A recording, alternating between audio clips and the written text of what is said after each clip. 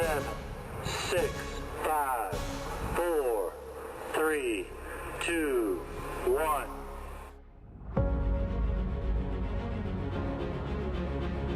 To pursue science is not to disparage the things of the spirit. In fact, to pursue science rightly is to furnish the framework on which the spirit may rise.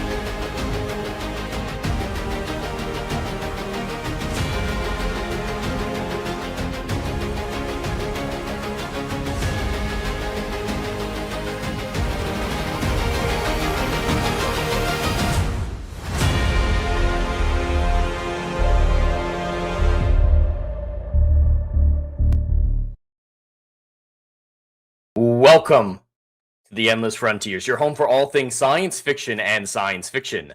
I'm your host, Jed Morgan, and thank you so much for joining me for episode 4 of the Write or Flight podcast. We're going to be doing things a little bit differently today. I'm running this stream from Restream rather than through OBS. Hopefully that'll increase the quality a little bit and help me share the different articles, videos, and exercises that we're going to be doing throughout the stream. And even the content is going to be changing, trying out a new idea called the Story Forge Chat Choose Your Own Adventure. We're going to be doing that at the end of the stream, about halfway through. So the last half will be the Choose Your Own Adventure. We're going to be plotting out the story, you, me, and everyone else out there having a great time, using a little bit of dice rolls to get us in the track. But you, as the chat, can override any decision made during that process. During the dice roll process, any super chat starting at $1, the highest one, gets to override any of the dice rolls to determine the setting, the characters, the genre, everything like that. And then while we're plotting it out together, you can introduce twists to just blow the story out of proportions. If we're suddenly in the middle of a high stakes drama and we're into chapter 2 and we're really going nail biter moment, you could have tentacle monster Daisy Ridley show up and just start throwing shit. It is all about crafting the story with you. So chat, it will be your opportunity to choose your own adventure, and I just have to deal with whatever the fuck you come up with, and it's going to be a lot of fun. But of course, before we get there, we're going to have the normal articles and normal pop culture science news that we're going to be going over, including the Odyssey trailer that came out recently. I haven't seen it yet, so you'll be getting a fresh reaction to that. But first, thank you all so much for joining me across the different channels, across YouTube, Kick, Twitch, and of course on Rumble. I see Legatus Legionist, the bot supreme over there on Rumble doing the Lord's work. Thank you so much for being here, my friend. I think you might be a little late on the YouTube side, got family stuff going on, and we may be getting an Adam the Renaissance raid in just a little bit here. But while everyone cycles in, let's talk about a short story in the news that's just a little bit more funny to talk about than anything else. I mean, there are important things at stake here, so we can't take it wholly lightly, but it's just an acknowledge the story rather than a deep dive into the event. Hail Dr. Rachel Morgan over on the YouTube side. Hail Jed in the chat. Hail Rachel. All right, let me add in the story right now. Just because this is going to be a short one, I decided to leave it as Ground News. Ground News is a great accumulator for me. I find my stories there and go to the real websites usually, but they bullet point out the story. So for smaller stories, I'll use them just for bullet point. I'm not sponsored by them. I just genuinely like their product quite a bit. So we have the story here from the Ground News. Starship explosion forces jets to dodge debris, prompts FAA probe. So for those of you unaware, there was a Starship launch from the SpaceX Starbase in Texas, and there was an explosion, and debris came raining down, I believe, over Florida or the ocean off Florida. And this is one of the reasons why I don't love the idea of Starbase being in Texas. There's a reason why Kennedy Space Center is out here in Florida. It's a little bit out of the way. You have the entire Atlantic Ocean for as a safety barrier in case things go wrong, in case things explode. But Texas is a great state financially, so I understand why they have Starbase there. It just does raise some additional concerns that are being actually addressed here. So I'm disappointed that Starship exploded, absolutely, and I'm worried about the people who were rerouted. There was the danger of falling debris for jets in the debris path, but we're it's a complicated situation. It is kind of funny the way they put it. I want to dive into that real quick. Shortly after liftoff, SpaceX's Starship suffered a rapid, unscheduled disassembly. Now, is there anything more technical sugarcoating than rapid, unscheduled disassembly? That's an explosion, my man. That shit just blew up, but rapid unscheduled assembly is a funny way of putting it, forcing emergency evasive actions as the FAA opened an inquiry.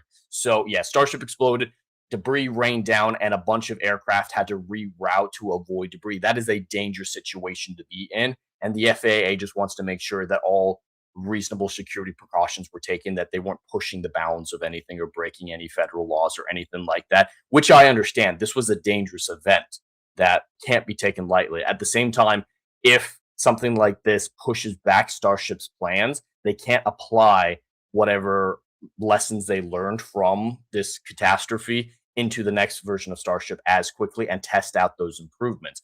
I don't think it should be in Texas because of stuff like this. You need to be able to fail in a field like this and able to be able to improve. The Starship components back when SpaceX was first testing out the rockets and everything like that, the reusable parts, they exploded all the time. And that was essential to the learning curve of developing reusable launch technology. So rapid unscheduled disassembly is essential to the process. And if they're in a location in Texas where a rapid unscheduled disassembly could affect other aircraft, making the federal government jump on them and make them more hesitant to do more launches, you're slowing down Starship and making it more dangerous for when there are actual crew members aboard and human lives are at stake. So this is partially due to them just being in Texas, which is a bad location. If they were here in Florida, I think they would have gotten far enough out into the ocean, the debris wouldn't have been a major issue. So this is an oversight, in my opinion. Yeah, the debris fell over the Caribbean, so it could have gotten there from Florida as well. But as far into the launch as it went, I believe it was about 50 minutes. Oh, the debris fell for 50 minutes. They don't have the exact moment where the rapid unscheduled disassembly happened, but the explosion could have happened over the same point in the Caribbean, in Florida as well, but it's more likely that it would have gotten farther away from habitable areas. So that's just my thoughts on this. I don't know what you guys think. This is just a real quick story that I had to acknowledge. Hopefully, SpaceX is able to figure out what went wrong and correct it for future models. And hopefully, the FAA is able to conclude that this was just an accident. No corners were being cut, nothing like that. There was no negligence involved. We'll see how it all plays out. Let's bring this down. But how's everyone doing? It is the Christmas season. Merry Christmas, everyone. This is going to be the last Rider flight before Christmas Day. Does anyone out there have any good Christmas traditions? I've never really had that many traditions through my life. We celebrated Christmas very oddly in my family growing up. We really just went over to my grandma's house Christmas Eve night, and that was the main tradition beyond, waking up early to open presents on Sunday. But there are some great traditions out there that people have that I'm interested in. I'd like to apply some traditions for the family that I'm building. For those of you who don't know, I got married this year. My wife and I were planning on having kids in the next little bit. Nothing planned, nothing that's going to surprise anyone in the chat in the near future. But I'd like to build traditions that make the Christmas season special for our future children. And right now, I just don't have any of those that I inherited from my family. And these can be as simple as, hey, a special eggnog drink or special desserts or anything like that. Food's a very central aspect of traditions. For me, it's just what movies to watch for the Christmas season, including Die Hard, the Doctor Who Christmas specials, Christmas Vacation, A Wonderful Life, all the movies like that I love to watch. And that's about all the tradition that I have at this point. But I want to make magical Christmases for my family as I'm building it so that they remember the season fondly. I don't know if anybody else has some really interesting ones that you'd be all right with me stealing a little bit or considering, but I think the Christmas season is a magical time where people just generally become better human beings. And it's a little disappointing that it takes a season like this to achieve that common decency, but it is great that it at least happens. So, for all of you out there, smile at a passing stranger, say Merry Christmas, because as Adam said on his daily dive a little bit earlier, it does help. The simplest smile can light up a person's day and make all the difference in the world. One moment that I think about a lot from a TV show when I think my small actions could have big effects is from How I Met Your Mother. I don't know if anyone else has seen it. It's not from a Christmas special or a Christmas episode of the show, but there's a point where Ted's sister's visiting and they all go to the Eiffel Tower and they're stuck in the queue to get up to the top of the tower and they're bored. And Marshall is trying to make a point. I don't remember what his point is, but he's trying to talk about how just being nice, it's weird to come out of the blue and say something nice to someone or something like that. And he sees someone walking past him, so he steps in front of the person walking by. He says, "You're amazing, sir. Can I just tell you, you're absolutely fantastic. I'm so happy to have you here." And then he just moves on to continue making the point. But the gentleman who he was talking to was like, "Wow, I was going up there to jump, but if someone can just say a nice word to me like that, maybe I don't need to." Now, of course, that's a sitcom moment blown out of proportion, but on a smaller scale, stuff like that is absolutely possible out in the world. A kind word can make all the difference in someone's life. As someone who was alone for a lot of my adult Christmases, Christmas is a hard time. Christmas, you feel like you should be with family, you should be with loved ones. And I just never had the opportunity, whether or not it was because of travel restrictions, distance, financial situations, or family estrangement. I was typically alone on Christmas, at least for the bulk majority of it. Sometimes I'd briefly go over to a friend's house or something for Christmas Eve or something like that. But being alone at Christmas is a horrible thing, and it's very depressing. A kind word from a stranger just saying "Merry Christmas" can light up someone's day. It I can speak from personal experience. It absolutely lit up my day when I was experiencing stuff like that. So for all of you who are happy and joyous out there, who are lucky enough to have loved ones to hold close this season, spread the joy. Just a simple Merry Christmas can make all the difference in the world. Now, that's a little bit sappier than a lot of people were expecting to come from a stream like this, but I had to put it out there. It is Christmas time. It is the time to be joyous, to be kind.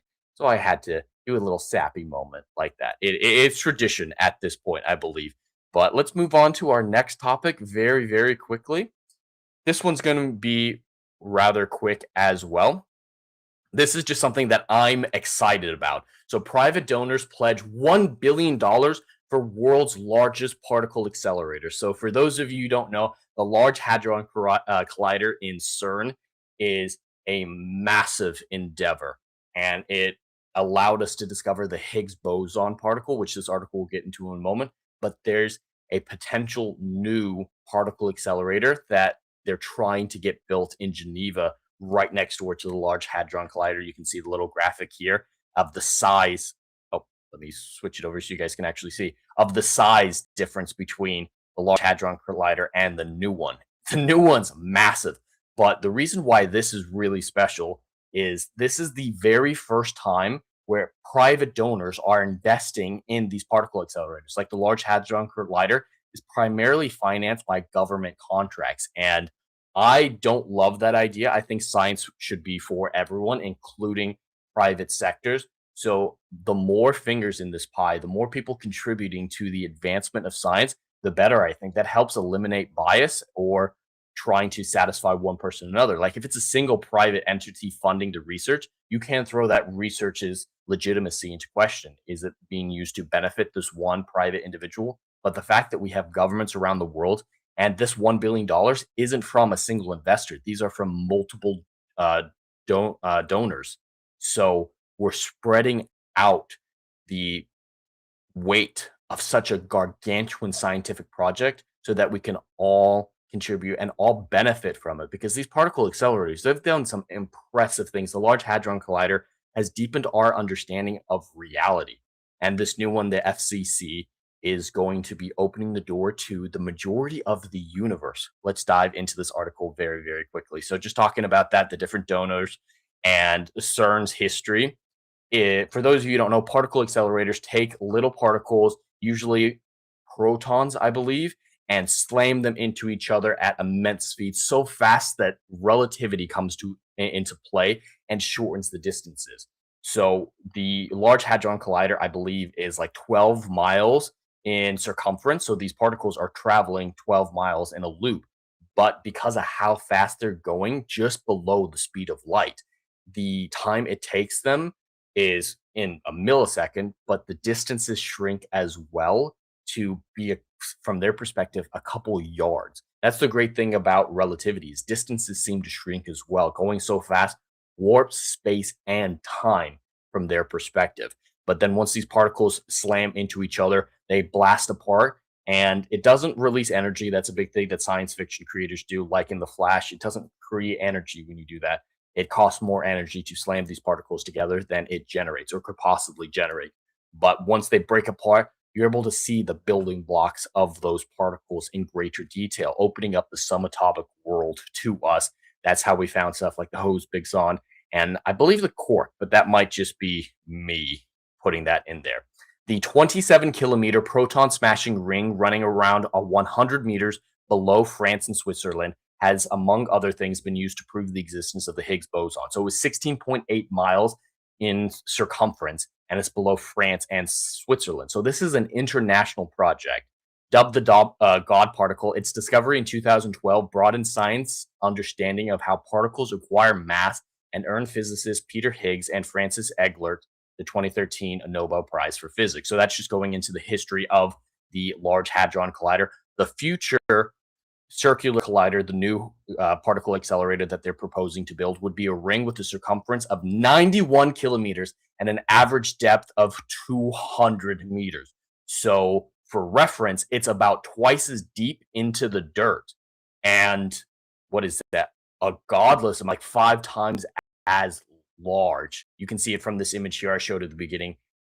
This thing is going to be huge.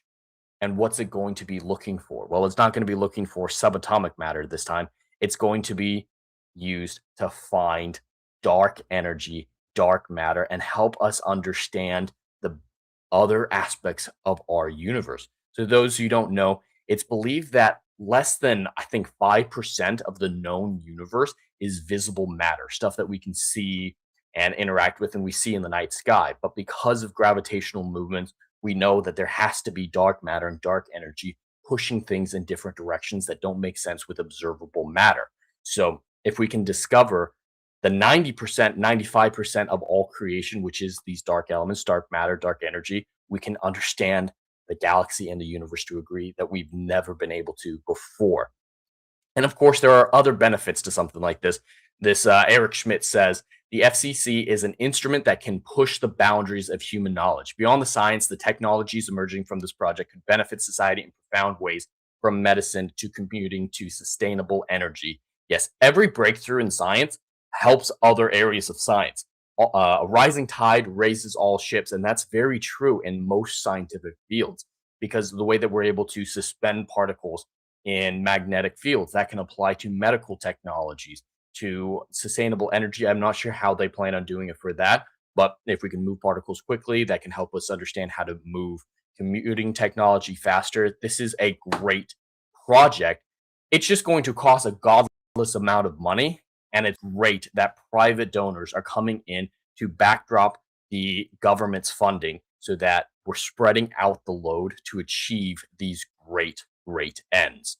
I don't know what you all think. Are you guys interested in the new future collider, or do you just not care? The Large Hadron Collider is the subject of much debate among people, a lot of scientists, science fiction writers, and normies. They have a lot of differing thoughts when it comes to the Large Hadron Collider, and I'm sure something that's this much larger than it will spark controversy among people. Like there's a primary conspiracy theory that says the Large Hadron Collider has just warped our universe and we're in a different multiverse. That's not that's obviously not what's happened. They're just colliding particles. They're not generating energy. They're not breaking the barriers of our reality or anything like that. But I know some people will have fear when it comes to a object this large, and legitimate fear when it comes to Geneva specifically.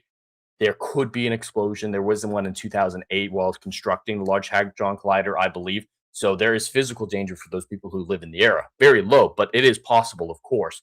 But when it comes to reality warping dangers, those aren't very legitimate, in my opinion. But I'd be interested to know what you guys think. Is this something that's exciting to you as it is to me, or is it a bit of a nothing burger? I see Legatus in the chat saying, and how ironic is it that outside of CERN is a statue of Shiva, a deity of destruction? Is that true? Let me look that up. I was not aware of that. And CERN is the city, or it's the research that built the, right, it's the researchers that built the Large Hadron Collider. Let me look that up.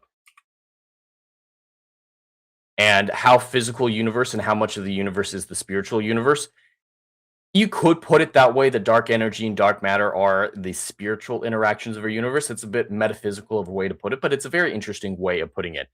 There is a large statue of a Hindu deity Shiva depicted in a cosmic dance at CERN. It was gifted by India to symbolize the universal cycle of creation and destruction. Okay, then I don't have a problem with that because yeah, the collider is destroying particles to understand creation, and it was a gift. I think that's an interesting metaphor or an interesting symbolism. I'm totally fine with it being there with that added information. We are in a bubble matrix universe that explains all the deja vu people are having. There are psychological explanations for deja vu. I'm sure Rachel could get into it a little bit more in the chat, but I wouldn't leap to deja vu as being an explanation or as proof that we're living in the Matrix. But it's fascinating. I love, as a science fiction writer, I have to love theorizing about the nature of our reality and the possibility of multiverses and how all those interact with each other. It's fascinating to me, utterly fascinating. And there are many great stories over the years that have delved into the nature of reality. When it comes to the scientist in me, or the aspiring scientist, will say those aspects don't intrigue me because they're just so far out there and a little conspiracy theory and everything like that that I struggle not to roll my eyes when people go really far out there, like ancient aliens, moon landings are fake, or were just a computer simulation. But there's still that science fiction writer in me who's fascinated by it and wants to explore it to see if it is scientifically possible and scientifically justifiable to explore those types of stories in my own writing. And Mandela effects are weird, but they're usually pretty explainable, mass misrememberings.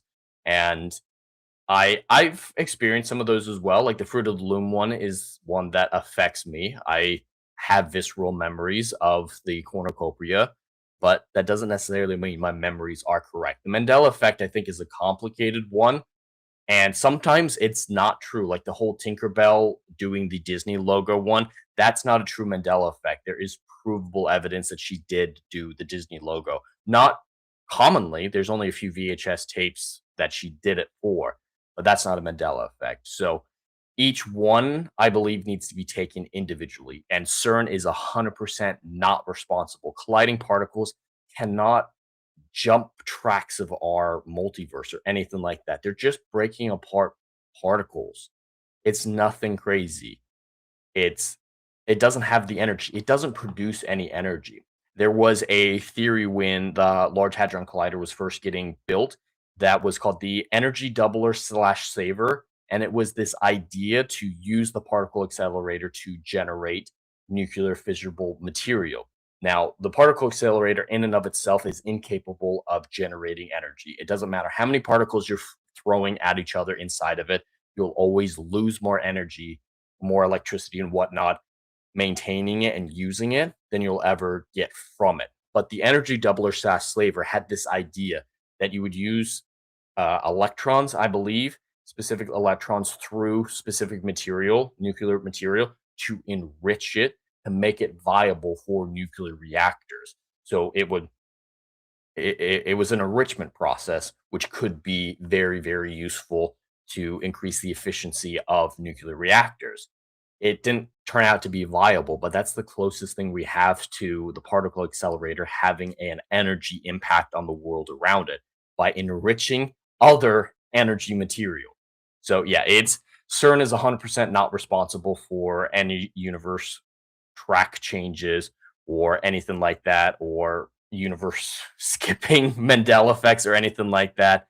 It's just a particle accelerator. What they show in The Flash is wholly inaccurate. It's great. I love the Flash TV show, especially the first 2, 3 seasons. But yeah, that's not how the science behind it works.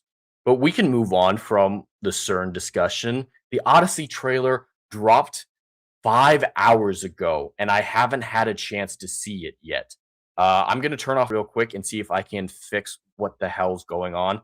I do see that I'm stuttering quite a lot, and I wanna see if I can fix that. But yeah, the Odyssey trailer has come out. I haven't had a chance to watch it. I'm incredibly torn on the Odyssey trailer, or just the Odyssey as a whole, because Christopher Nolan is my favorite director. I love so many of his movies, even Tenet, which has substantial issues. I'm not going to argue that Tenet is a good movie. Its concepts are really interesting and its plot does make sense, but its character work is awful. It's horrendous. The protagonist doesn't even have a name. If you don't have a name for your protagonist, you don't have a character. So I struggle with Tenet, and Dunkirk wasn't really my style. I didn't enjoy it. I respected the skill behind it, but it wasn't something that interested me in the slightest. But the Odyssey, as soon as it was announced, I got so excited. The Odyssey is my favorite book, and it's my favorite director. Of course, I assumed that it would be absolutely amazing. Let's try the camera again. All right, that should be a little bit better. I'm bypassing the camera control software, and hopefully that improves the camera a little bit. But I wanted to be so excited, but the more that we found out about the Odyssey, the more worried I became from the initial set photos of the costumes being basic as shit to Christopher Nolan's comments about grounding the mythology. This doesn't sound like it's going to be great, especially from an Odyssey fan. But, I do have a little bit of faith in that man. I have to. I have to have faith in him because he's delivered to me so many great films over the years, and he's never really let me down. So I have to trust him at least a little bit. So let's jump into this trailer and see what we've got here. And Dr. Rachel in the chat, Spaceman Jed, nice art. Yes, very nice art. Shout out to Dr. Rachel who drew that profile picture for me that you were all enjoying just a moment ago. But let's check it out. Let me know if you guys have any trouble hearing it.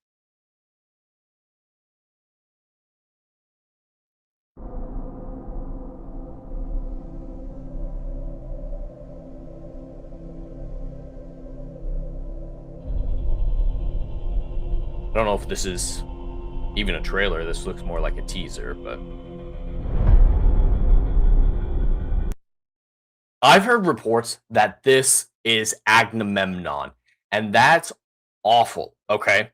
Agamemnon is the older ruler that led the forces. He should be a wise king. He was played by Brian Cox, I believe, in the Troy movie. And I have massive issues with the Troy movie from a historical perspective, from an Iliad perspective, and everything like that. But the casting was overall fantastic in that film. And the fight choreography was great, but it was not accurate to any sort of source material, no matter how you look at it. But this young man being Agamemnon is a major problem. And I hate this costume.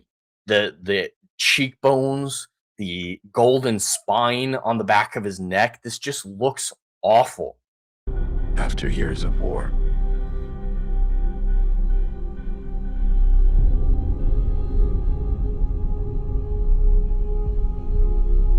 Everything just looks so drab and uninteresting, which Christopher Nolan's not known for his explosive color, but Hollywood in general is obsessed with let's make everything dirty and brown because that's really exciting, isn't it? No, it's not. Not even the red of their feathers or their helmets can stand out. It's all muddy. no one could stand between my men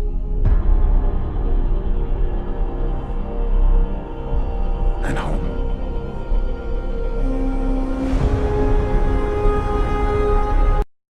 Now, the boat design I think is okay. I have to see the mast. I believe at this time they should have single square sail, and this looks all right. At the beginning of the story of the Odyssey, he had multiple boats. His army was large enough that there were multiple, but it kind of got whittled down to solely one. I hope we have other boats, but at this point, this boat looks fine enough. Not even Yes. me. Okay, he got the boats right at this. These boats look great, and there's multiple of them, smaller sizes. He's got the flagship. All right, this part of it is at least looking great, and we know that he did all this practically out on the Aegean Sea, where the story is supposed to be taking place. So I love that aspect of it, filming on location with the boats that look phenomenal, the ships. So that's a great sign for me.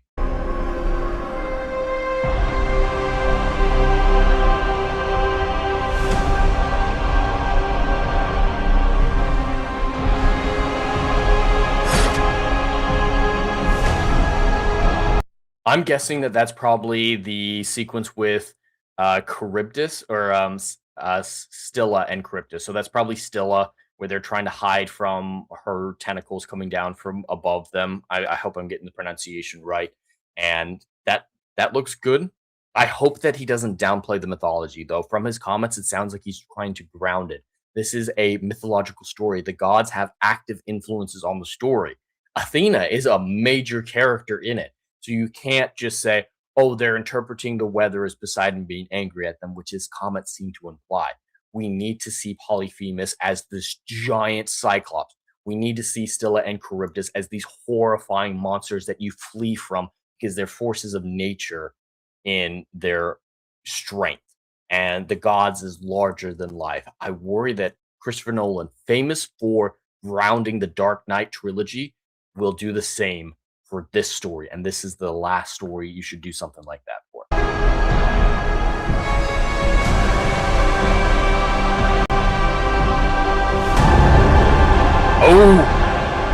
Oh, I take back some of that. That was a big ass Cyclops. And yeah, this looks like it's all the Polyphemus stuff right before he says nobody and whatnot. Some of his crew fleeing from the Cyclops. He'd look great. I want to see if I can get a good shot of that Cyclops because he looked great. He did not look. Oh, that doesn't look like just a big dude. I was worried he'd cast like a 7 foot tall basketball player, CGI, maybe or put an eye patch on him or something like that and ground it too much. That is a fucking Cyclops. And that cave, it's a naturalistic cave. I think that works. And that's a very small opening, which will be good for him to put the rock in front of as he does in the story. Oh, and I don't know if this moment here, right before this, of Matt Damon looking up at him, if you just look at the eye line, Polyphemus is huge. Thank God. All right, I'm starting to get a little bit more faith in this. Yes, the costumes are bad, but if that's the worst thing about this, it could still be a phenomenal movie. I haven't had any problems with the dialogue so far. I know a lot of people online, on Twitter and whatnot, are leaping on every criticism, like, this is going to be garbage. Oh my God, it's going to suck. Just because they hate Christopher Nolan being great. It's the same thing with Expedition 33. Some people have decided that it's not for them, so everything about it must be eviscerated. Like people who didn't understand Tenet, therefore said it's dumb, doesn't make sense, and is awful. Yes, Tenet has substantial issues, but its plot does make sense. It's a bit of an egotistical perspective to say, hey, it didn't make sense to me, therefore it must not make sense. And I think some of that mentality has endured from Tenet. People still angry about Tenet, thinking that Christopher Nolan's overrated because they didn't understand Tenet or Inception for that matter. And Interstellar. Interstellar is a big one. They don't understand the black hole at the end, so they think it's stupid and dumb, and he's awful. So there's that anti Christopher Nolan field that is going against this movie. But this trailer, besides the costuming, I have tentative hope for it so far.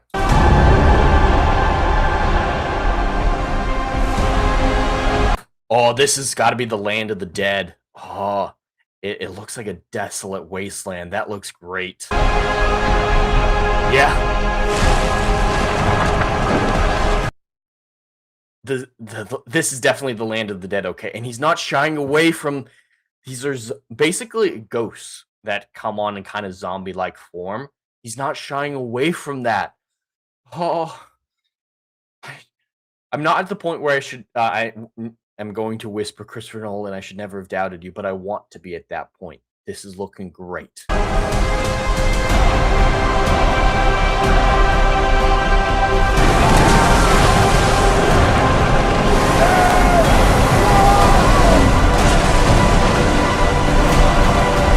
Dude, the storm sequence looks like it's going to be great. There's several storms throughout the story, but I think Christopher Nolan can pull off some grand scale effects like this. Promise me you will come back. What if I can't?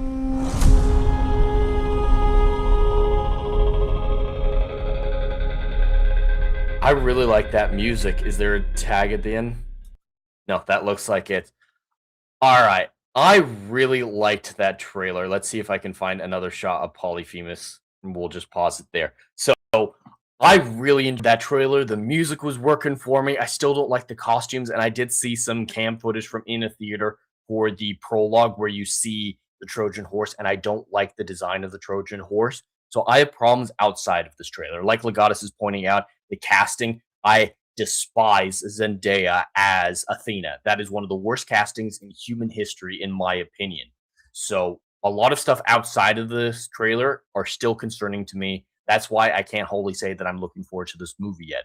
But I think they assembled a great trailer. This has got me more excited for the Odyssey than anything since I saw the very first costume reveal for Matt Damon. He's not shying away from the mythology, from the grand fantastical scale. Yes, he's coding it in a grimy exterior, but that's fine. These guys are returning from war. I'm not going to cry, Dr. Rachel, but yes, there are still a lot of red flags with this movie. I was worried that this trailer would just be red flag after another. The only red flags I can see is I don't like the costuming, especially Agamemnon. Agamemnon's armor is awful, but I can look past all of that and enjoy this movie in the theater if it's well written and leans into the mythology. I don't know how you guys feel, but I am absolutely looking forward to the Odyssey now from Christopher Nolan. I did get a little excited from that chat. I'm not going to lie. I wasn't going to cry, Dr. Rachel, but I felt emotion. I felt excitement. God, that was incredible. Y'all are just going to make fun of me. Christopher Nolan, stand here. No, I try to be very critical of stuff like this because I have to. I have to be critical of stuff like this. But let's see where we're at. Let me check Stream Elements right now to make sure we don't have any donations on that side. And hail and howdy to everybody who's here. We've got some great viewership across the different streams on YouTube, Kick, Rumble, and of course on Twitch. Thank you all so much for being here. All right. Now we are ready for the premiere segment of Rider Flight that hopefully will become a mainstay regular on the show. And if it does well, if you guys enjoy it, I'll actually start making graphics for it, special scenes for it, getting better software for it, and expand it out. But I want to see what you guys think of it right now before I invest a lot of that time. But I think it's going to be exciting. We're going to be doing the Story Forge chats, choose your own adventure. I think it's going to be very, very exciting. So what we're going to do is I have a few different categories for this story. We have genre, lead character, setting, theme/style, and wild card. If anyone has seen the Dreaming Tabitha art streams that Dr. Rachel is actually a part of, you'll know kind of the style that I'm going for. Something very similar to that, but with stories. And we're going to be using Plotter to plot out the story that we create all together. To start with, I'm going to roll the dice to choose from pre-created different options for all of those categories I mentioned.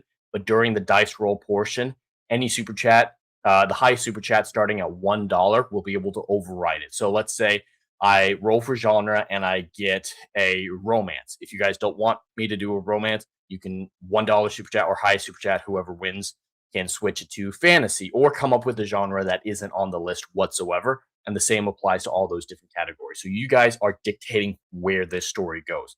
And you are not by any means restricted to the options that I have predetermined. And as a free space, every sixth option in each category is a chat choice. So if I roll a 6 in any of these categories, the chat still decides for free what the answer is going to be, whether or not it's going to be one of the pre-designed ones or a random one or something like that. And then we're going to start plotting it out together, get a basic outline, see what it's like, see what we're thinking. And during that phase, any super chat, the highest super chat starting at $5, can start introducing twists. At random points, these twists can be anything, and it is my job to try to fit it into the story and make it work. This is a writing exercise, and this is your choose your own adventure. If you guys really like the story after we've crafted it out, $100 super chat, and I will do a second stream at some point this week with Dr. Rachel. It's going to be a little bit later at night, but I would actually write out this short story in totality while she does exclusive artwork for this story that we craft. And that'll be a very laid back stream. Cameras will probably be off, but it'll be a whole thing where we create the story for you. Then I'm going to put it up for members. So if you become a YouTube member, you can experience that story in its final form. And if someone really likes it, for another $100 on that stream, I will get it professionally voice acted by people like Fear the Bearda, Krista Nova, and Dre from Brutal Planet Comics. I will get the whole thing out as a members exclusive audiobook for those interested. But let's start out simple with the dice rolling section. Again, a high super chat starting at $1 can override any of these dice rolls to make it a random thing or an option shown on the screen. So let me pull up what I have right now. And like I said, once we figure out if this is going to be a popular segment, I will have a little bit more of a professional setup than this. Perfect.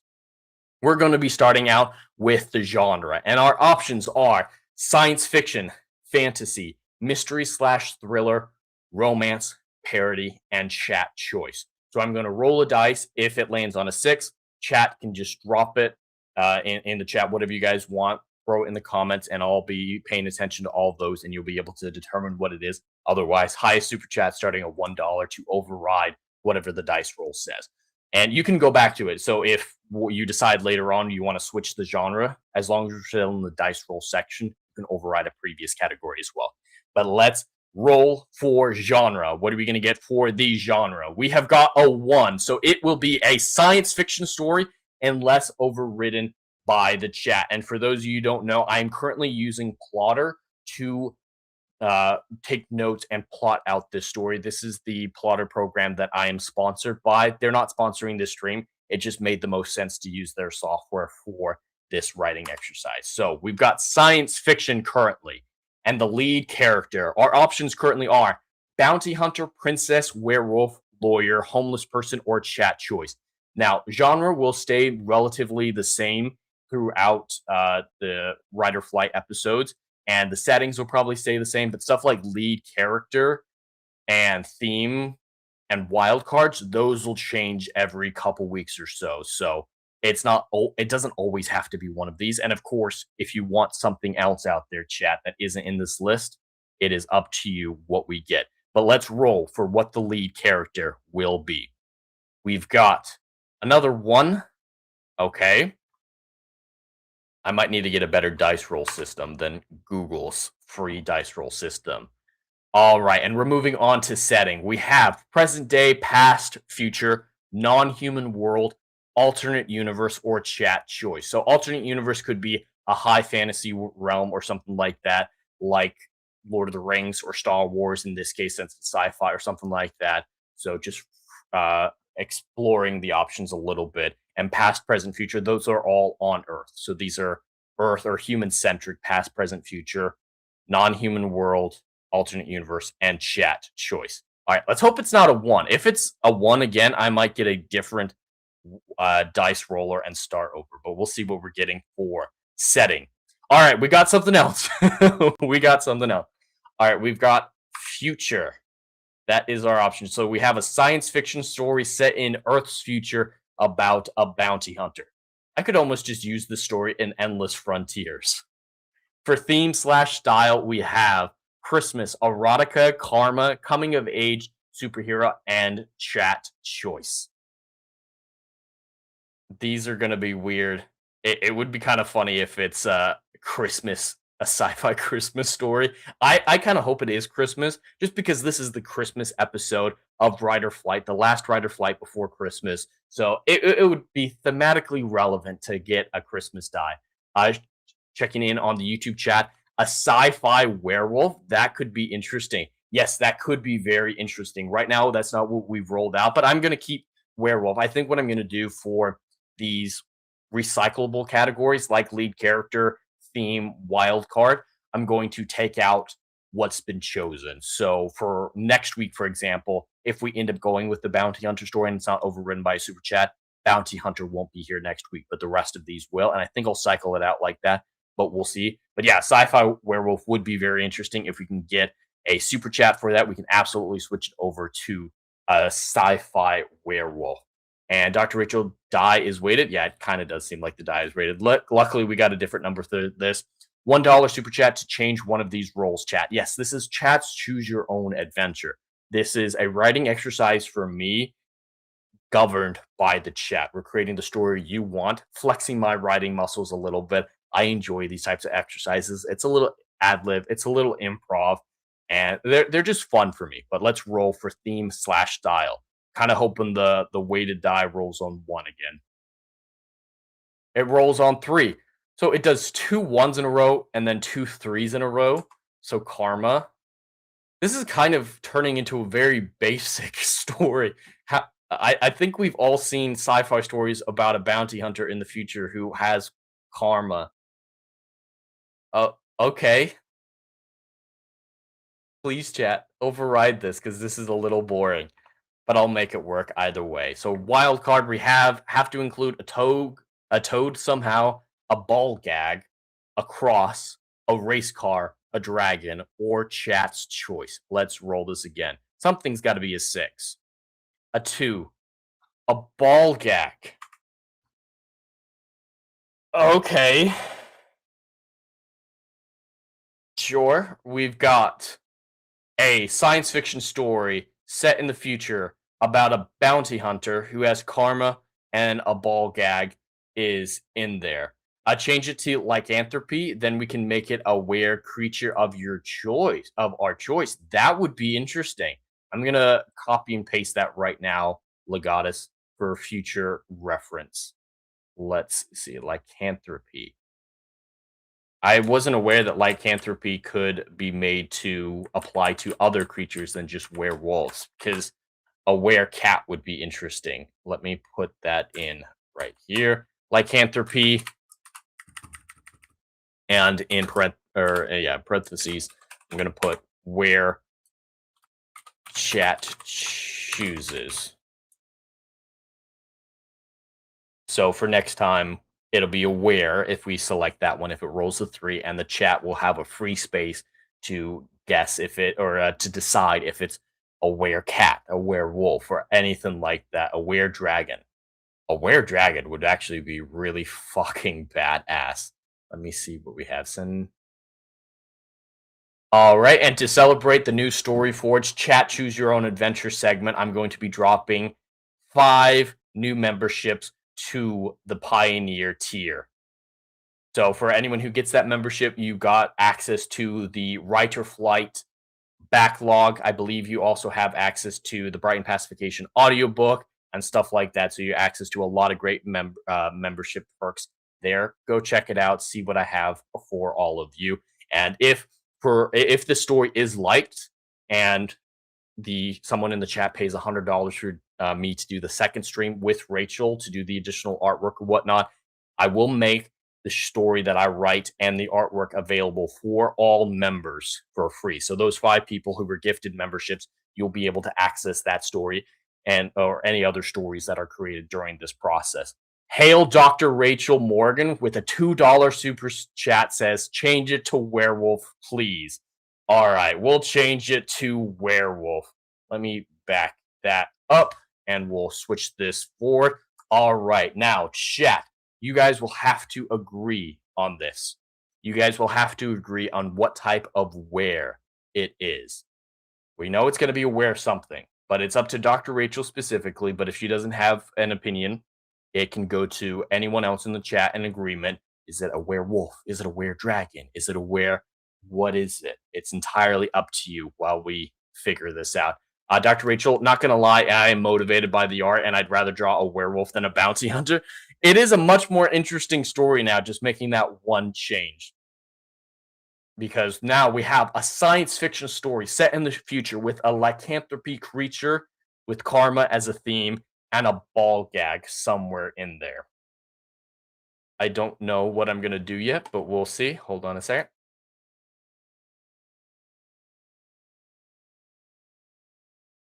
Perfect. All right. So what I'm going to do now is I want to save this file in Plotter.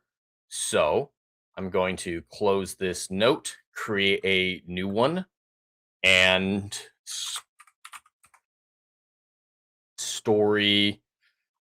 What should I call it? Story objectives. We'll go with that. And I'll just put what they actually are in here so I can reference it directly a little bit easier. Lycanthropy. And we can do it like that. That should be totally fine. Just do one gap. And we're in the future. The theme style is karma. Definitely a lot of stories about that. Should be easy to come up with something for that. And what I'm going to do after this chat is pin it so that I'll be able to see it throughout the plotting process. Perfect. I'm going to pin it. That should put it over here. Perfect. Sci-fi futuristic werewolf sounds fun. Yes, it does sound fun, Rachel. All right, let's go over here to the timeline portion. And what are we going to do? It's going to be set in the future with a were. Rachel, are you picking a werewolf for the lycanthropy creature? Oh, you did say change it to werewolf. So we'll just make it a werewolf. But if you change your mind and want it to be a were-cat, a were-mouse, or anything like that, I think it should be entirely up to you what that is. But let me know if you want to change it from a werewolf. All right, this is going to be a short story, chat. These will come out to be hopefully around 20 pages. So these aren't going to be deep novels or anything like that with huge arcs. I'm getting messages from Adam the Renaissance Nerd. Oh, he's just talking about the stream later on tonight. Perfect. Legatus, flying between the stars, it does not change, but if it approaches a planet with a moon, does it have to be planet side for the moonlight to affect a change, or just seeing the reflection of the moon? That's really interesting, Legatus. I like the idea of this creature, this werewolf, figured out that if it leaves Earth and travels through space, it can hold off its transformation. And I think being bathed directly in moonlight would cause the change whether or not they're on the planet. I think that makes the most sense. But that doesn't have to be just seeing the moon. You have to see the full face of the moon, I would say, to trigger the transformation. So you have to be in the right point in space to get transformed. So I like that idea. So the main plot, the first part of the story, let's see. 12 levels of intimacy. We're not going for that. All right, main plot. Just making a few of those for us. So, scene title. We'll just call it the intro. All right. And in the intro, we're going to have the werewolf,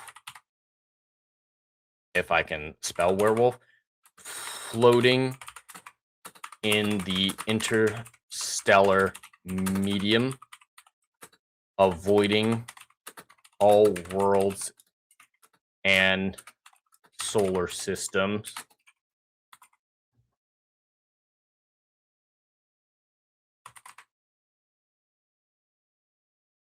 To prevent transformations and keep others safe. Completely alone. So yeah, the story would start with this werewolf just being alone in space with nothing to do. It's a haunted half-life. It's an existence of loneliness. I don't even want there to be a onboard computer or anything. This is a tortured existence. I want him to suffer a little bit. And Legatus can correct me because it seems like he knows a fair amount about werewolves. I don't think he has. I think he has enough healing factor that he just doesn't die, and he's run out of food long ago. So it's this werewolf alone in this metal can floating through space with nothing to eat because food ran out. He can't die, and silver's the thing that kills him, and he doesn't have any silver, so he's just existing in almost a fugue state. That's horrible. Legatus moonlight through an atmosphere causes the transformation. Okay, we could simplify it to just being full moon through an atmosphere rather than the astrological position of seeing the full face of a moon. All right, inciting incident. What are our choices? So we have sci-fi, futuristic, karma.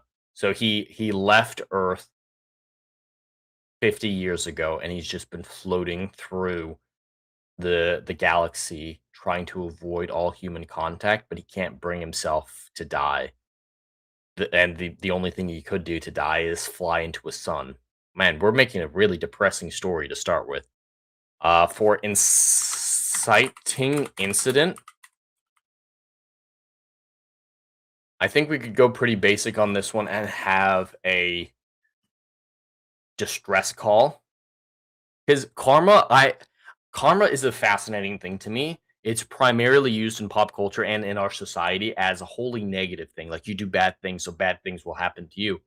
But there's such thing as good karma. Karma is in and of itself a neutral concept. So I think we're going to go with a positive type of karma, especially because we're already torturing this character so much. So he'll get a distress call. Decides to answer it. And we'll say that this is far enough into the future that he has faster than light travel. We'll say that it's warp technology just for simplicity's sake. So he's in the interstellar median and goes into this solar system, the nearest solar system, to investigate this distress call. Legatus, usually in werewolf form, they heal from most injuries at a much faster rate than a normal form. True, that is fairly well established. Would a werewolf die of starvation? Otherwise, I can just have food on the ship. All right. Inciting incident, he answers the call to adventure. Oh, we're doing a hero's journey a little bit. He arrival. We'll call this arrival. Arrives at a planet, sees it's near full moon cycle, chooses to go down or not. Yo, Fear the Beardo, hail and welcome in to Writer Flight, the Writer Flight podcast. We're testing out something new called the Story Forge. Chat, choose your own adventure. We're using dice rolls and super chats to craft a little fun short story, plotting it out just a little bit. Holy shit. Fear the Beardo has dropped a $50 super chat saying, "What are we doing?"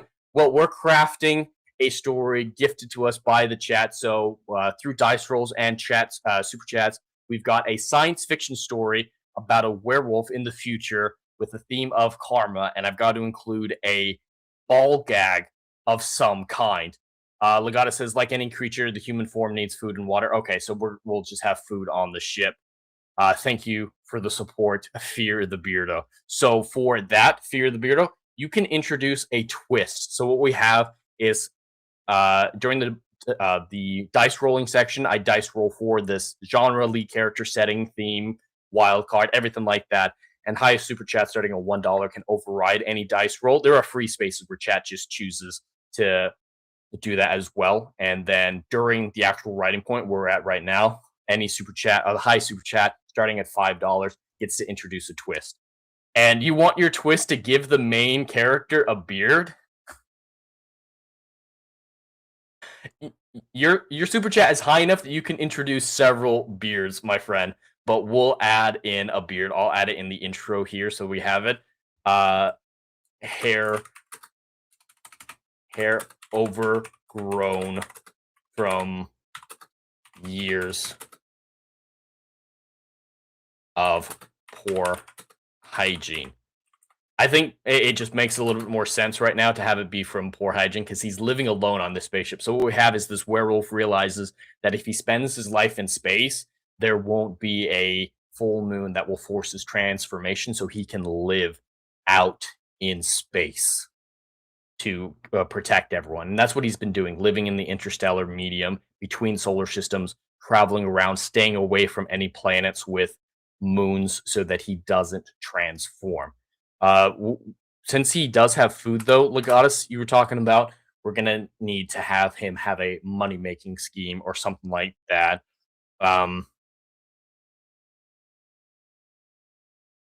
Maybe he could be a miner. He can go to more dangerous places. As a werewolf, he can go to more hostile environments and trades for food. So he's not entirely alone. He does interact with human traders in ship-to-ship situations. Fear the Bearder. Include a vampire character of some kind and immortal. Should the vampire have a beard too? All right. The plot is the main character has a beard and he's going to interact with a vampire. Oh, I have an idea. So we have it that a distress call has come and he has to go travel to the distress call, and he decides to go down to this planet and investigate, try to help these people, even though he might transform at some point. He's putting himself at risk, putting others at risk to save people. So he chooses to go, even though he will transform at some point. And I have an idea for the vampire. All right, let's add in a few more tabs here. I think we're actually going to switch it to chapter. I have a cliffhanger idea, so we'll end chapter 1 on that cliffhanger. Rescue.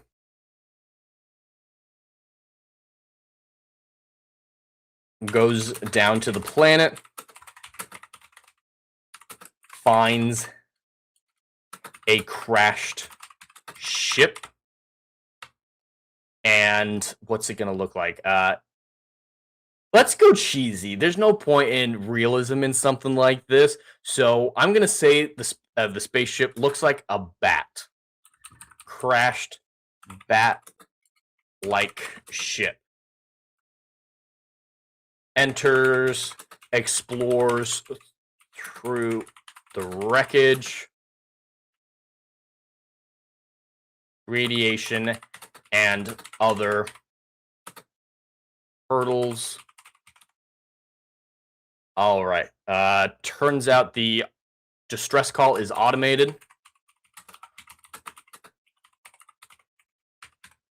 Ship crashed. As you can see, chat, I am a master speller. I never misspell a word. I never need to use spell check or anything like that. I'm a professional writer. Absolutely. Ship crashed over 100 years ago. Finds locked wooden door for, I don't know, that sounds stupid, but I'm going for it. Behind the door, he finds a nude, vivacious woman with a ball gag, including the ball gag here, the wild item. Hopefully that's enough. And that's where the cliffhanger is going to be for chapter 1. Finding this beautiful, sexy vampire chick naked with a ball gag in. Second, Rachel, yeah, sexy vampire. Oh yeah, we're going for sexy vampire. Legatus Batship must be a Wayne Tech prototype. Yeah, it's the Batwing. It's the very first spaceship in the Batman's arsenal. Rachel, I really like the supernatural turn this sci-fi adventure taken. Yes, hashtag pro writer, very much so. So for chapter 2, I wouldn't call it flirtation. We'll call it dance. We'll just call it a dance right now. Werewolf is wary of the sexy vampire chick.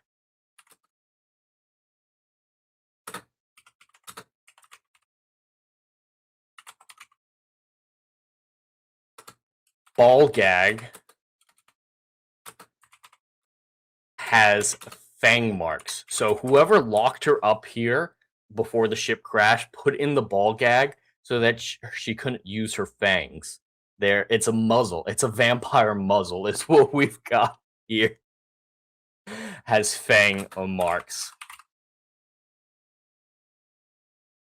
Y'all better show support for the story if you want art for it. Yes, as a reminder, if you guys love this story and want me to actually write it out in totality, a $100 super chat will get us to schedule a second stream where Dr. Rachel and I will craft this story. It'll be a much more laid back stream, and I'll just casually write out the story. 20 pages will be the goal for it. And while I do, Dr. Rachel will be simulcasting onto her crafting channel as she draws artwork of this story. And once we've completed it, we will put it up for members of both our channels for to be able to read and see the artwork and everything like that. And if you really like it, an additional $100 on that stream will get us to get it professionally voice acted. I will bully Fear the Beardo into voice acting the vampire and find someone to play the sexy naked vampire chick.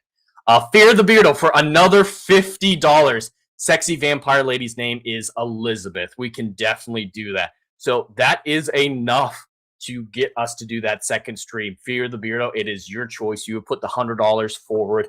Would you like a second stream where Dr. Rachel and I craft the story, where I write it out and she does artwork for it, most likely nude vampire art in this case? I'm imagining we see the over-the-shoulder shot of the vampire walking into this room that we're just showing here, as you see the vampire chick with her fang-marked ball gag. That would be what I imagine as the artwork, but we'll see what it is for that.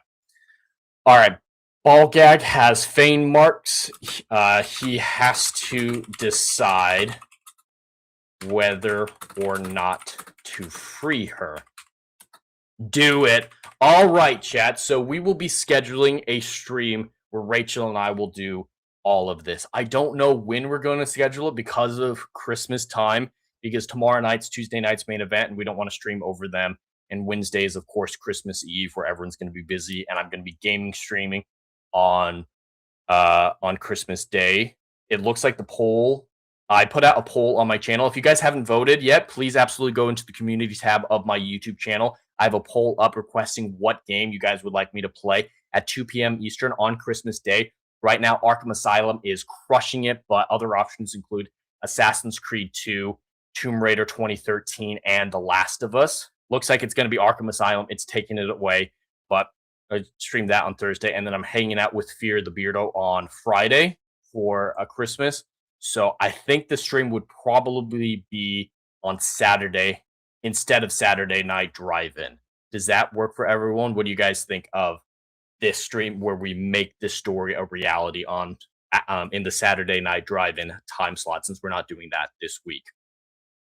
Hail Dreaming Tabitha, she jumped in. Oh, she didn't pop in on my YouTube side. That's weird. Hail Dreaming Tabitha, great to have you here. That's a ridiculous name for a vampire, Dreaming Tabitha. I don't know why your chat didn't show up on my YouTube side. I'm seeing it in Restream, but not on YouTube for some reason. All right, it just refreshed and showed up.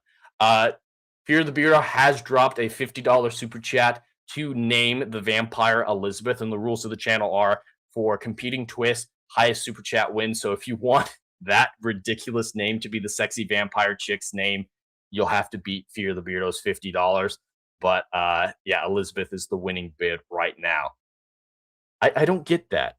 Oh, I'm guessing there's a joke in there that I'm missing that Beardo's getting. But hail and welcome in, Dreaming Tabitha. All right, Werewolf is wary.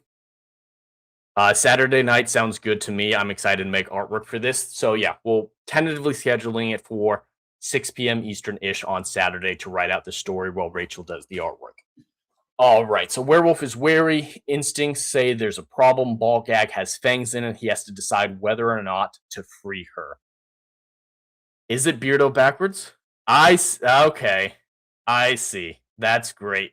That's a great little Easter egg. I'm glad Beardo was able to explain that to me. Tabitha, it's an amazing name. It honors the best super chat reader for Geeks and Gamers.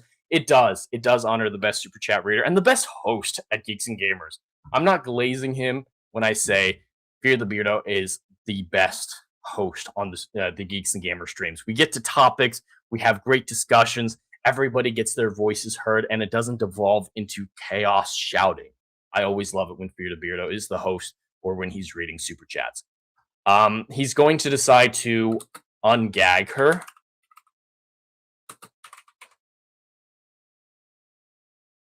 She explains her backstory.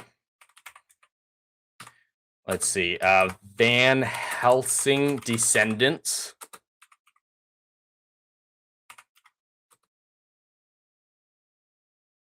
I don't know how to spell Helsing. We're going to leave it as that. Tracked her down and captured her, but they crashed and died, trapping her here. Werewolf, unsure if he believes her. So it's a back and forth conversation about, do you trust the vampire's backstory that she delivers? Dr. Rachel, dang, Jed, you're a writer. I thought you'd get that joke. I didn't see it. I didn't see the Beardo backwards thing. Okay, let's not get carried away. We all know it's Mike. No, it's not Mike. Damn right, it's Jed. Rachel, no lie, Beardo is the best host, best topics, best discussion, and we actually get done in a good time. Yes, I genuinely believe that, so I'm not glazing him to be an asshole. Yeah, but Mike makes a house a home. Some houses shouldn't be homes, Tabitha. They really shouldn't. Hail, Wiley Dave. I did see you over there on Kick as well, but you're on YouTube as well. Hail, Wiley Dave, and welcome in. So, Karma release will be the next scene. And as a reminder for everyone, we're using the Plotter program. It is the program that my sponsor that sponsors this channel, Plotter. I'll have an ad that I'll play in a little bit here for it, but they didn't sponsor me to do the stream or to do this segment with this software. It's just the one that made the most sense for what we were going for. So if you're interested in Plotter, I'll play the ad a little bit later, but there's also a link in the description box down below where you can get Plotter for life with a single payment of $150 or $60 a year. So if you're interested, check that out. That's what I'm using right now. All right, Karma release. I'm going to have the werewolf decide to release her for a couple reasons. One, he is genuinely a good person beneath his lycanthropy veneer, and he does care about people and helping people. I mean, that's why he's doomed himself to this hermit existence in the deep recesses of space to keep other people safe from him. So he does genuinely care, but he also wants companionship. Who wants to be alone for that long? So he is taking a risk. Werewolf decides to release her. Tense moment as she fangs out. Good karma, because that's what the theme will be. Good karma pays off. She controls herself.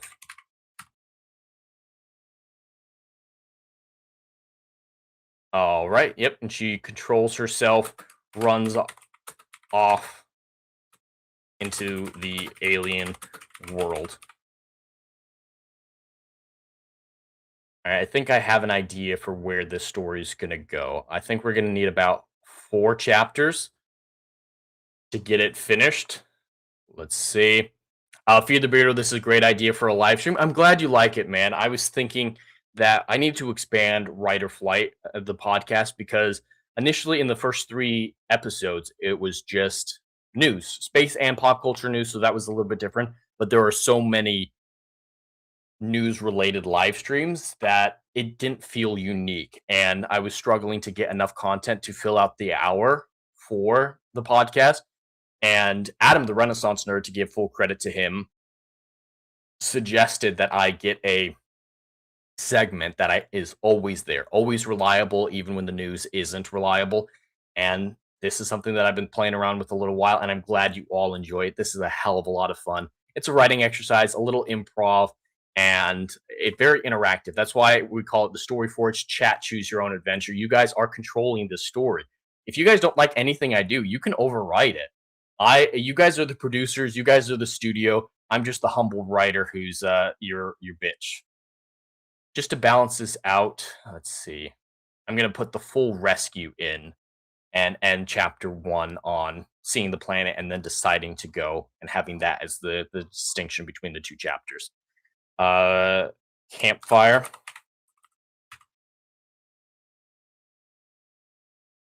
Fear the Beardo, it's kind of like an interactive ad-lib storytelling. Yes, exactly. That's what I was going for. I'm glad that's coming across well.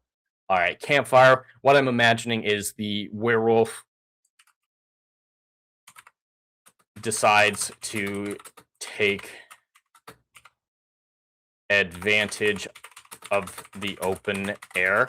This is the first time in decades that he's been on an actual planet. So he's going to take advantage of it. He's going to just go out into nature, build a campfire, and enjoy breathing unrecycled air for the first time in decades. Camps out. Vampire creeping around in the dark. And of course, more twists are more than welcome at this point. So as a reminder, during this section of the story, the largest super chat starting at $5 can introduce a new twist. It only needs to be larger than Beardo's if you're replacing Beardo's twist, but new twists can come in at just the $5 mark. And you guys are telling me where to go. You could have something fucking wild. The example I keep using is, I don't know why this is in my head. Might need to seek help because it's in my head, but of a Daisy Ridley tentacle monster showing up and fucking things up. But whatever you guys want to happen, it is your show. Vampire creeping around the dark. Werewolf knows it. Oh, actually, I need to go back and edit the last entry. Decides to release her. I got to put that in the dance section. Her name is Elizabeth. All right, I'm going to give this one for free because it's funny and I felt stupid for not guessing it before. I'm going to give this one for free. Let's add this in. Her name is Elizabeth. Whoa. All right. I think I copied way too much shit there. Just because I want the formatting that Tabitha dropped in there. Let me See if I can get it this time. Her name is Elizabeth. How are we going to pronounce this, chat? Odrabe? Orabe? All right, Beardo, you're the best reader around. How should I pronounce this? I don't know. Is it an umlaut over the O? How do I pronounce that? Udrab. Udrab. I like Udrab. Unless Fear the Beardo, the expert on reading, can override it, I'm going to go with Udrab. Elizabeth Udrab. That sounds a little Eastern European, exotic, very vampire-esque. So I'm going to stick with Udrab for right now. And let me just double check on our story objectives. We've got the science fiction aspect. We've got the werewolf aspect, set in the future, karma, and the ball gag. Perfect. All right, we've got all those in. And Fear the Beardo has dropped another $10 super chat. The crash-landed planet hosting the vampire lady is infested with rabid mutant hogs with large tusks. All right. AE is pronounced A, right? Wiley Dave says. Urab is pronounced Urabe. Would that be how it is? Oh, Wiley Dave. Urabe. I think I'm still going to stick to Urab just because. But, all right. This is a perfect opportunity for attack. All right. We're going to have Russell in the brush. A stampede of wild hogs, of mutant hog-like creatures attack. Adrabe is how Wiley Dave is saying it should be pronounced. Adrabe. Okay. Adrabe? That still sounds good. All right. Attack. Stampede of mutant hogs with large tusks. Large tusks. We'll move that actually because that should be over there.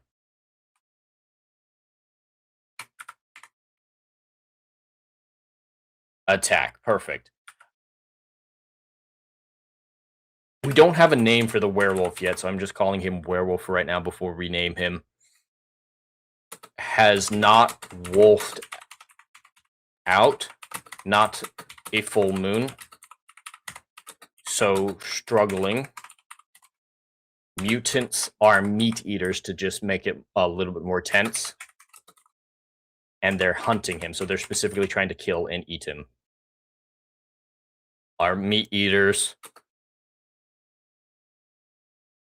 On the verge of being overrun.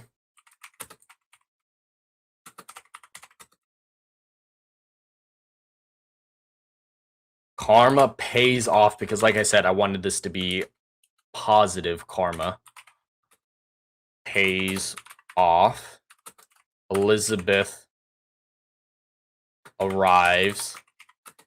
And they work together to drive off the pigs, or the hogs. This is quickly becoming a romance story. Injuries. Ooh, here we go, here we go. We can tie the injuries into an explanation for why he stays on the planet. I was a little worried about why he would still be on the planet. Oh, is that what you said? Let me check. What did Tabitha say? Yeah, Tabitha specifically said the sexy vampires ladies' names would be Adrabe. Odrabe. But we can apply Odrabe to the werewolf instead of the vampire. We could absolutely do that. All right, injuries. Werewolf is very injured. Can't fly his own ship. So he's grounded. Elizabeth takes care of him. We'll have get to know each other a little bit better, just as a throw-in for adding in dialogue later on. Get to know each other better, just to extend out that scene. And that's chapter 3. Okay, so what we have right now is a werewolf who's fled Earth to the interstellar medium to stay away from any moon that could transform him to protect the human race. But he hears a distress call that lures him to a planet with full moon capabilities, and he decides to risk it all to go help whoever this is. He finds a crashed bat-like ship that crashed over a century ago with an automated distress call. Behind a wooden door, he finds a sexy naked vampire chick with a ball gag. He decides to risk it, takes the ball gag out, starts talking to her. She explains who she is, doesn't admit that she's a vampire, but says that she was kidnapped and brought here. Or she could mention she's a vampire. We'll decide that later. Because of companionship and a desire to help, the werewolf frees her. The vampire runs off into the woods, so he decides to just camp out for the night, enjoy the free air he hasn't had in decades. Wild hogs attack. The vampire comes in and helps the werewolf drive off the wild hogs, but because he wasn't able to transform into a werewolf, he was severely injured and is not doing so great. So he's injured and she's taking care of him, and that's where we're at for the new chapter. So bond. We'll call this one bond. We'll just say their bond deepens.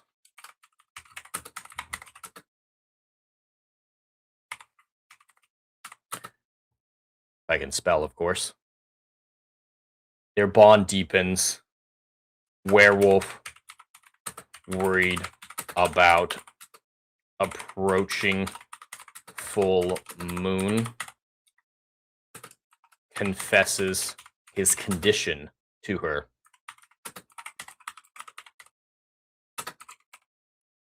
The planet does not have a name yet, Fear the Beardo. It doesn't look like it's been inhabited at all. It looks like the crash-landed vampire ship is the first people to arrive on this planet, so it doesn't have a name at this point. Confesses his condition to her. She's willing to help keep him stable during the transition.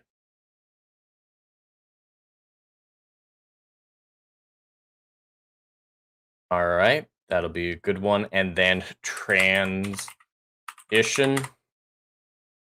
He's going to become a transgender. All right, transition. Full moon. Wolves out. Full moon, wolves out. Elizabeth keeps him safe and secure and heals from any injuries she sustains. That'll be a good long sequence. Fix vampire ship. We'll call it the Bat ship. What would Batman call a Batman spaceship? Because we know he calls it the Bat Claw, the Bat Wing for his ship, the Batmobile for his car. Bat Star.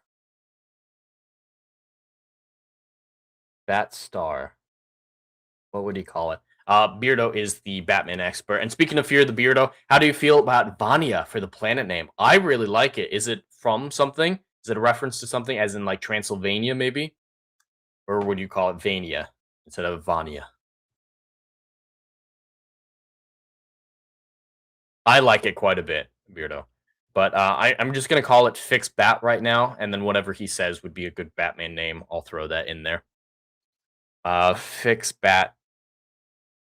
The Bat ship is more advanced than the werewolf cheap ship. Good enough sensors to scan the whole planet. No intelligent life. Short for Transylvania, yeah. So Vania. So you would pronounce that Vania probably. Yeah, no, that's a really good name. And you've dropped more than enough super chats to get a few free twists. So I'll include it in this section here. So the ending that I'm driving towards, chat, if you haven't realized, what I'm going for is they find out the planet is uninhabited. Neither of them have any lives worth living away. Batship, Batstar, Batfighter, all acceptable names. Batstar. I like the Batstar. We'll go for the Batstar for right now. But there's no intelligent life on this planet.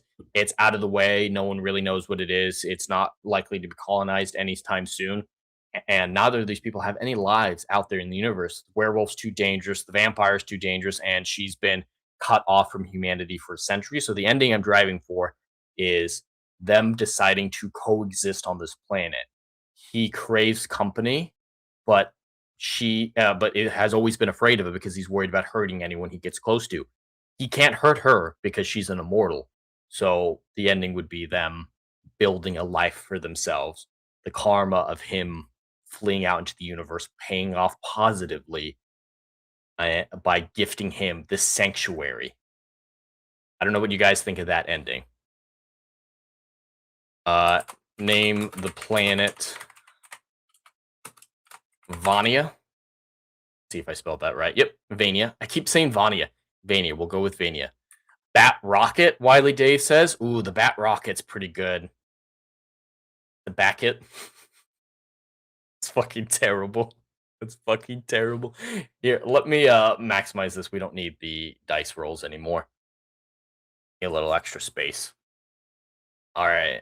Name the planet Vania. I think the only other thing, if you guys like that ending, that we need is a name for the werewolf. No intelligent life. Name the planet Vania. Both have nothing to live for. Off world. Decide to build a life together on Vania alone. Werewolf. It's at least a friend. I want to set it up where there's the potential for romance, but it's not designed to be a romance. Like, they're not going to kiss at the end. It's just companionship that might evolve. Who he can't hurt. Found sanctuary. Karma for hiding away for decades away from humanity. And so, yeah, it would end on this positive, semi-hopeful note that they'll be able to build a happy lives for themselves. I don't think either of them can really have children, so it's not like they're going to repopulate the planet. I don't know how long werewolves typically live. Legatus can correct me since he definitely knows a lot more about werewolves than I do, but at least they'll have time. And if worse comes to worse and he dies well before the vampire, because he's not immortal, whatnot, she still has 2 functioning ships that she can move on if that happens, where they could find some way to Bonnie and Clyde and die together. But I think that's a nice little short story that we have crafted today, chat, with your input, with the dice rolls. So we have a science fiction story set in the future about a werewolf with the theme of karma, and the wild card item is a ball gag. And shout out to Dreaming Tabitha. The way that she does her art streams really gave me the inspiration to do a stream like this. So she absolutely gets full credit for the style of this segment of Writer Flight.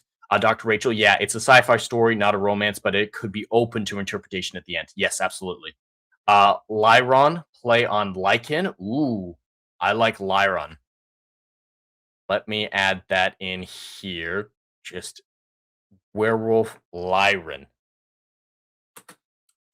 Lyran. Yeah, you put enough super chats in, Beardo, that I'm not making you pay for these additions. So we've got Vania, Lyron, and Elizabeth. I like it. I like it a lot. How do you guys feel about this? I hope at least Beardo really likes this one because he paid for this story with a godless amount of money. You didn't have to do that, my friend, but I really do appreciate it. So I hope you at least enjoy it, Beardo. But what we have right now, there is a werewolf who has fled Earth into the interstellar medium to protect humanity from himself.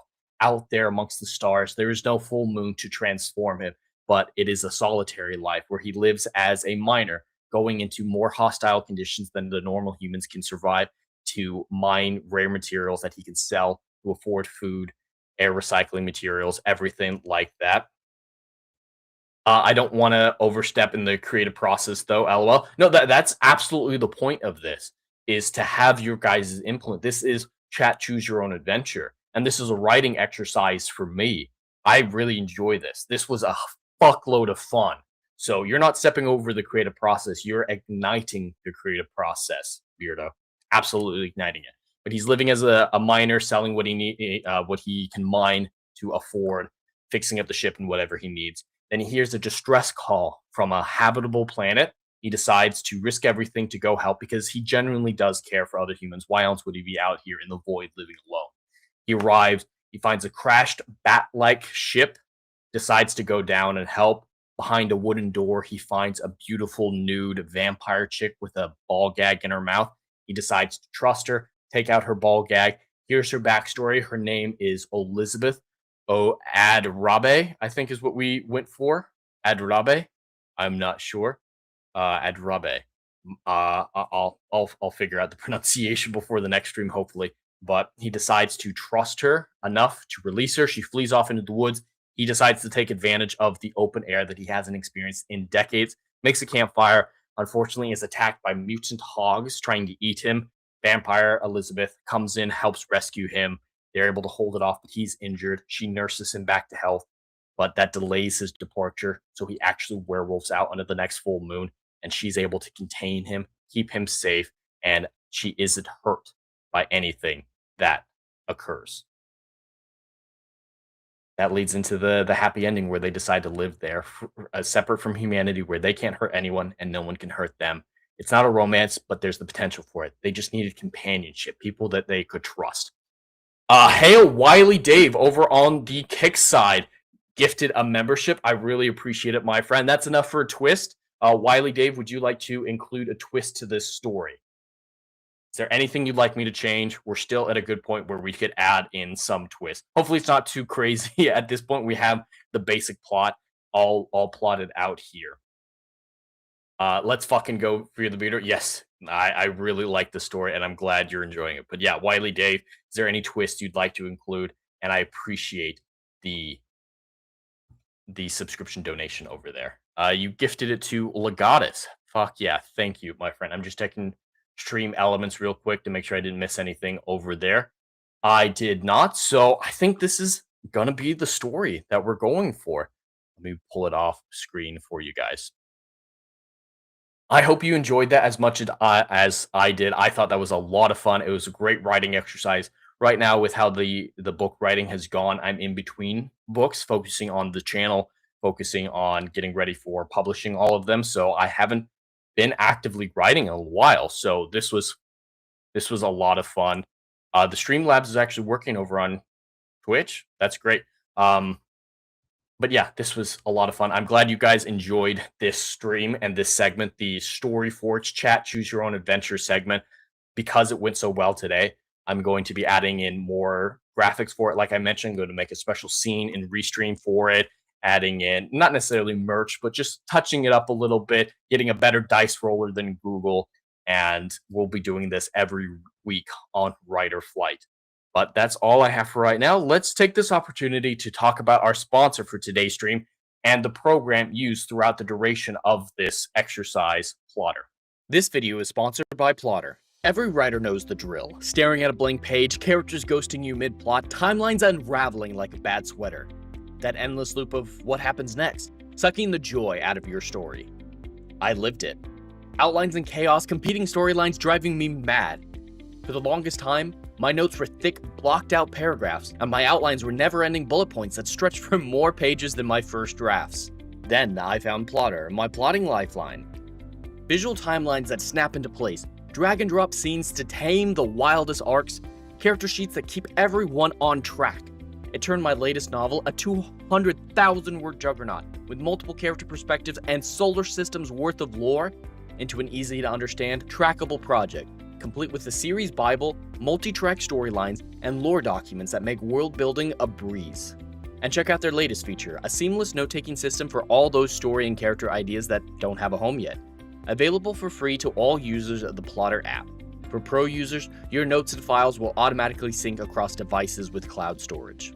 If you're tired of the plot purgatory, use my link or scan the QR code to get Plotter for life with a single payment of $150. Your epic won't write itself, but with Plotter it'll flow like never before. Link in the description. Let Plotter help you conquer your stories. Perfect. All right, cutting over from there. Doesn't look like Wiley Dave wants to introduce a twist, and that's all right. We've got a firm idea of what it looks like. Yes, thank you, Plotter. And thank you, chat, for helping creating this badass story, like Dr. Rachel saying over in the YouTube side. This was a hell of a lot of fun. I'm definitely going to be doing this moving forward. For the week coming up, though, I'm going to try to game stream maybe tomorrow in the afternoon a little bit before main event goes live. I don't know if I'm going to be on main event or not, but I definitely don't want to stream over them. So we'll see how that goes. Getting close to finishing Spider-Man 2018. So we'll see if I can get a little bit closer to the end tomorrow for that. Doing nothing on Christmas Eve, but like I mentioned, on Christmas Day, I will be game streaming. Right now, Arkham Asylum is winning the poll over in the community tab on YouTube for the game that I play at 2 p.m. Eastern on Christmas Day. But if that's not the game you want, or if the game you want isn't listed on there, absolutely drop a comment and we'll see what we can do, or vote on the games that are available. Whatever game it is, it'll be at 2 p.m. Eastern on Christmas Day. We're looking for a short, fun, laid-back game that I can blast through in 1 to 2 sessions. And Arkham Asylum definitely fits into that category. And Fear the Beater will be streaming Arkham City, so it'd be nice to have a little companion piece, maybe. That'd be interesting. And then this Saturday, instead of Saturday Night Drive-In, thanks to the generous donations of Fear the Beater, I will be going live again for the follow-up to this stream, to this Story Forge, where I will be writing out this short story, and Dr. Rachel will be doing some artwork for this stream. That'll be at 6 p.m. Eastern, most likely on Saturday. And it'll be very laid back, very chill, where I just write it out, she drafts it out, and then once we're done, that story and that artwork will be available to all YouTube members.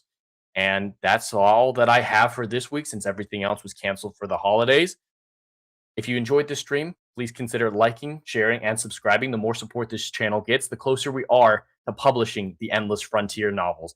Until then, have a stellar day, stay curious, and Merry Christmas. Bye, everyone. Thank you all for being here. Thank you, Fear the Beardo, Dr. Rachel Limber, Legatus, Wiley Dave, Dreaming Tabitha, and everybody out there. Merry Christmas.